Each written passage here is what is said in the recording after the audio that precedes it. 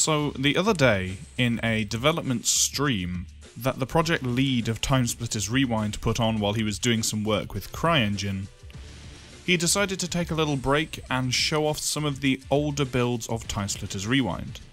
These include the original 2013 CryEngine build, a more recent CryEngine build that he didn't give a date for but I will assume was quite recent, and then the Unreal Engine build.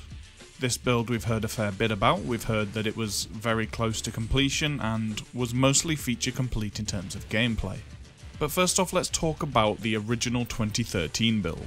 The first difference you'll notice in this build is that the TimeSplitters Rewind logo is different. This is somewhat obvious given the logo has changed since 2013, and that the UI whilst in-game looks fairly different from what we've seen recently. Most of this will all be pretty obvious as, again, this is an old build, a very old build, and everything that you will see and hear me talk about is of course subject to change. The game is still being worked on, and these builds are not being continued past what we can see here. Now, this build followed the TimeSplitters Future Perfect style of first-person animations, in that there are hands. In TimeSplitters 2 there were no hands, but in this build even the weapons from TimeSplitters 2 will have used the same hand models.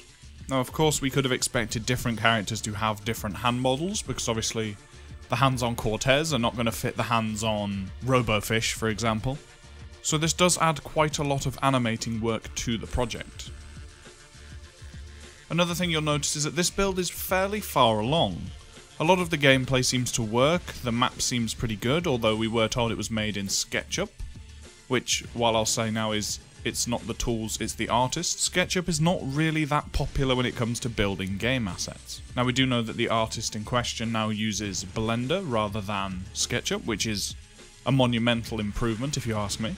But even still, the quality of the assets here are really good for something that came out of SketchUp.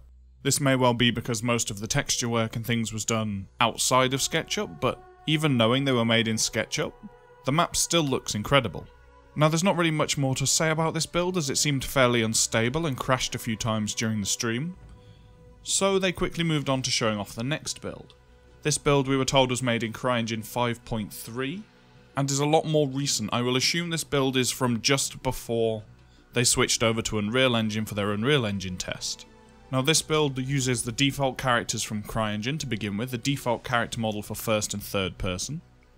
A lot of the models and lighting is broken from the imports, and this seems to be an issue with CryEngine itself, where going from one version of CryEngine to another, CryEngine 3 to CryEngine 5.3 in this case, seems to have broken an awful lot of the shaders and materials. Now, this probably isn't too crazy a fix, it shouldn't be a great deal of effort. I'm not 100% sure on how CryEngine's material system works, but if it's anything like Unreal Engine, then it's mostly just rebuilding the materials themselves. There's also no in-game UI shown here. We don't see any ammo counters, any health bars, anything like that. I assume this build was more set up as a gameplay only sort of thing, and they didn't really get around to adding in the UI before the build was scrapped in favour of Unreal Engine. In this build they showed off Training Ground and Hotel, although Hotel looked rather unfinished, and Training Ground had all the issues with the importing. Now we get on to the more interesting build, at least to me. They showed off the Unreal Engine build, which is a build we've heard a fair amount about, but haven't really got to see much of. There was a small bit of gameplay shown on some Spanish YouTube channel or some Mexican YouTube channel, I'm not 100% sure, and that showed off a little bit of gameplay with a couple of the character models, but it was incredibly low quality and wasn't really the best. It didn't show off too much. Whereas here we got a better look at the whole build itself. We got to see some of the gameplay from an actual packaged version of the game, and the difference between this build and the older builds becomes pretty apparent. You can see the new TimeSplitters Rewind logo, as well as a lot of placeholder UI assets. Now, once we get in-game, we can see that this is the best build so far in terms of content. The graphics are better, the UI is working, albeit the health bars don't disappear. It does seem to follow the TimeSplitters 2-esque aiming system, which is something I'm not the biggest fan of, as it relies more on spraying and just letting the aim do the work for you rather than actually aiming yourself. Though I have had confirmation from the team that you will be able to choose between these. All I can hope is that if they do use this in multiplayer, they let the server decide which one players will be using.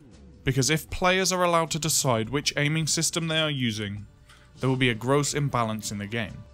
The free aiming system, the TimeSplitters 2 aiming system, had a very generous amount of auto-aim. They would just have to be within a circle in the centre of your screen and the gun would just lock onto them.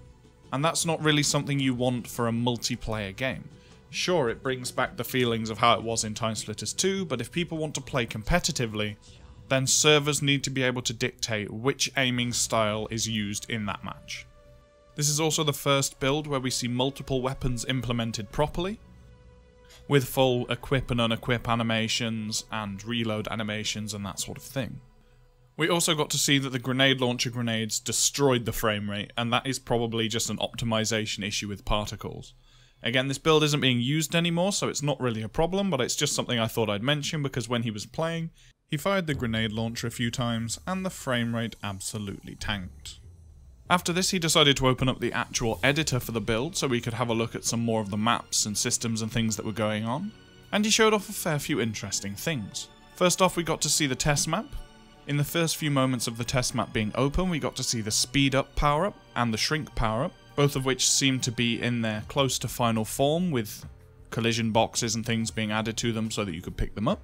I don't know whether the functionality worked, but at least the assets themselves would have worked. Then he panned around the map and we got to see a couple of characters.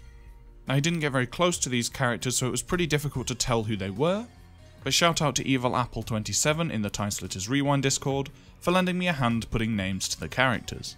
And the characters we came up with were 2 Sergeant Shivers, a Time Assassin, Priest Mutant, Overall Mutant, Gingerbread Man, Fingers Mackenzie, albeit we're not 100% sure about that one, Duck Mandrake, Brown Zombie, and Snowman. After this he moved on to the hotel level, the challenge variant of the hotel level, and he spent a fair amount of time compiling shaders. Once the shaders were done, we got to see a very, very nice looking version of Hotel. While the textures and things weren't perfect, overall it had one of the best looks we've seen from any of the builds thus far, and I just hope they're able to replicate that sort of look in CryEngine. Now while he was in this map, I had a couple of issues with it looking very dark, and I was wondering whether they were going to take more of a visual approach over a gameplay approach, as if you're building a competitive shooter, at least to me, the gameplay needs to take precedent over the visuals. There were a lot of dark areas in the map, and while it gave a very nice ambience, it wasn't really the best for gameplay, because you could play as a darker character, for example Brown Zombie or Crispin or something like that, and you could be hidden in those corners, and with the way the map looked to begin with, it would have been very, very difficult to tell there was anybody there. Now he did start playing around with the tone mapper after this, just to get a sort of brighter version, though the way the map was to begin with left me a little concerned for the gameplay. Now after this he was discussing some other maps, and he showed off the levels folder for the game, at least the Unreal Engine build, and it had a fair amount of maps in it. And these maps were AI Test Map, which seems to me that they are working on AI, or at least have basic AI in, Aztec, Bunker, Castle, Compound, Disco, Hotel, Hotel Challenge Mode, Planet X, Streets, and Warzone 2100. Now while this is a small selection of maps from TimeSplitters, it does show that they do have people working on multiple maps, so if and when they do release a public playable build, we will probably have more than 1 or 2 maps to choose from. And this is fantastic because it allows us to get a good breadth of gameplay, because some of the maps I'm not the biggest fan of, and some of the maps I love. I really do hope Ice Station comes back at some point, because goddamn, playing that map as a kid was fantastic. But other than that, it does show that the Unreal Engine build was by far the furthest ahead, and as they said in the stream, it was very close to its initial public release. Now, while a lot of the menus and that needed tweaking, it wasn't really gameplay important that the menus be there. So long as the sessions and everything work, and you can get into game, the UI isn't really important, at least for the initial build. So long as you can get into game, play with friends, and evaluate the experience itself, then people would have been able to provide feedback that the team needed in order to make the game the best it can be. That being said, just a reminder, none of these builds are the final product. They are making another version from scratch, as they are back using CryEngine again. They're using the later versions of CryEngine, which will hopefully provide them with a better development experience, and hopefully provide us with a better game in the end. I will of course link to the highlight clip of the stream showing these builds in the description below, as well as the TimeSplitters Rewind Discord. If you guys spotted anything that I missed, you probably did, then let me know in the comment section down below. And remember, stay classy.